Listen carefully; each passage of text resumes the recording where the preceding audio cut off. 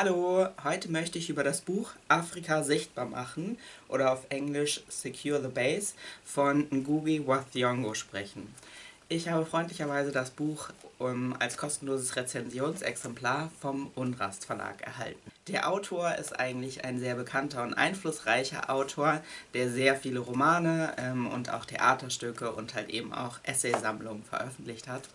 Ich muss gestehen, dass ich bisher keins davon gelesen habe. Ich habe seinen Namen ein, zwei Mal gelesen, aber als ich das Buch angefragt habe, wusste ich nicht wirklich, was mich erwartet, weil ich einfach den Autoren nicht kannte. Ich freue mich aber, dass ich dieses Buch angefragt habe, weil es mir insgesamt sehr gut gefallen hat.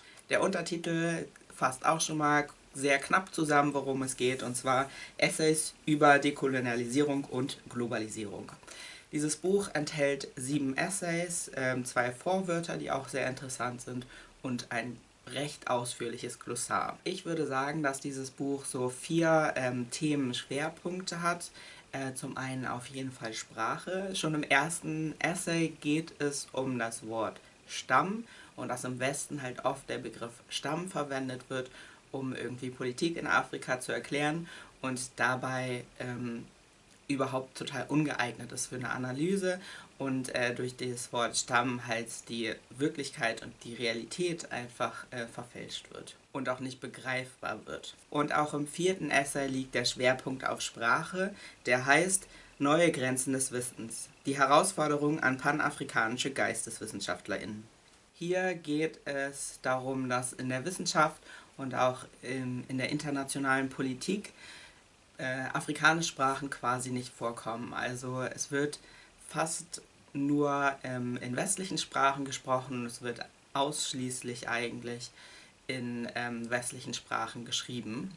Und dadurch wird halt der Raum des Denkens einfach von diesen Sprachen vorgegeben. Vielleicht habt ihr gemerkt, dass ich viel von den afrikanischen Sprachen spreche oder auch der Titel Afrika sichtbar machen suggeriert, als ob Afrika so eine Einheit ist. In gewisser Weise ist das quasi das Ziel von dem Autoren auch. Er möchte, dass Afrika stärker wird durch so eine panafrikanische Gemeinschaft, denn er ist ein großer Verfechter von Panafrikanismus. Dabei betont er, dass jetzt nicht die Staatsführer von den verschiedenen Ländern zusammenkommen sollen und bestimmen sollen, wie es mit Afrika weitergeht, sondern dass es halt eine von der Bevölkerung getragene Bewegung ist. Dabei kommt es ihm aber auch immer darauf an, auf welcher Ebene man etwas betrachtet. Also global gesehen spricht er schon von einem Afrika, aber wenn es dann darum geht, wie mit Sprachen in Afrika umgegangen wird, dann benennt er schon einzelne Sprachen und einzelne Beispiele, mit denen er etwas veranschaulichen will. Genauso,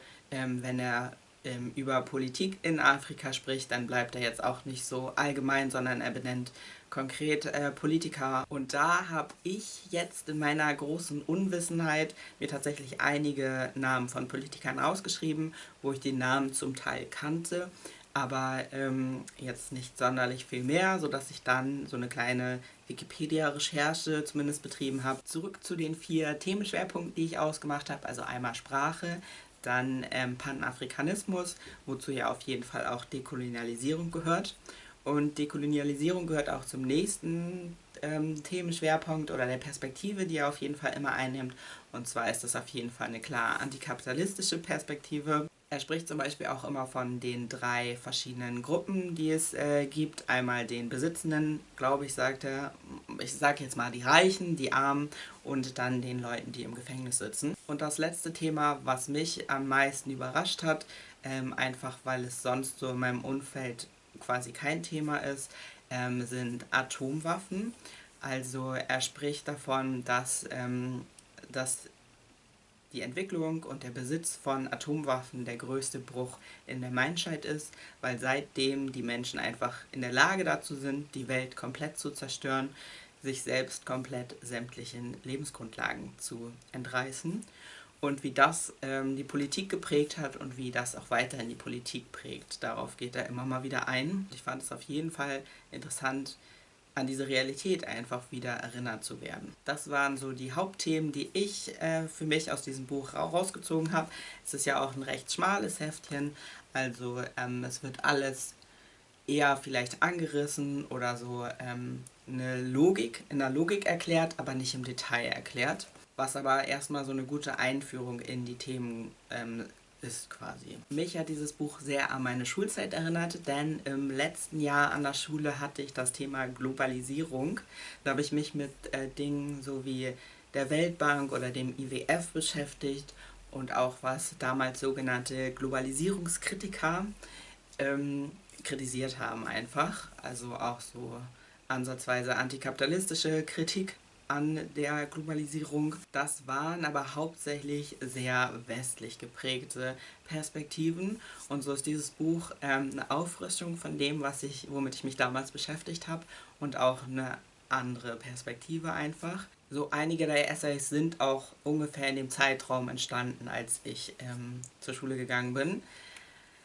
Wäre eine gute Ergänzung gewesen, aber besser spät als nie. Und damit war es das, was ich zu diesem Buch sagen wollte. Wenn ihr Fragen dazu habt, stellt sie mir gerne. Es ist jetzt in meinem Besitz, das heißt, ich kann noch Dinge nachschlagen, wenn ihr konkrete Fragen habt.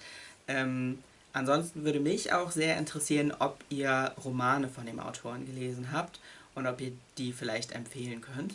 Ansonsten war es das. Bis bald!